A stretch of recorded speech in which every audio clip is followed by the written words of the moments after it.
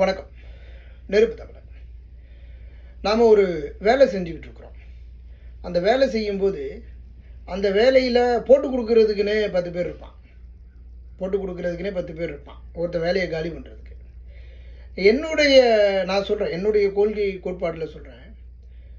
இப்போ கல்யாணம் ஆகாத ஒருத்தர் இருக்கிறான், அவன் போட்டு கொடுக்குறது தான் அவனை வேலை அப்படின்னா, உன் அக்கா தங்கச்சியை கூட்டி கொடுத்து பழைக்கலான்னு சொல்லுவேன்.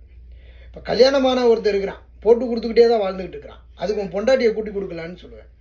ஏன் அப்படின்னா, என்னுடைய வாழ்க்கையை பொறுத்த வரைக்கும் இந்த போட்டு கொடுக்கறது, இங்கேருந்து அங்கே போய் சொல்கிறது, அங்கேருந்து இங்கே போய் சொல்கிறது, இந்த விடயங்கள் வாழ்க்கையில் தவிர்க்கணும். அது வேலை செய்யக்கூடிய இடங்களில் 100% நீங்கள் தவிர்க்க வேண்டும். இதைத்தான் நான் சொல்கிறேன். ஏன்னா நீ போட்டு கொடுக்குறது ஒன்று தான், உன் பொண்டாட்டியை கூட்டு கொடுக்குறது ஒன்று தான்.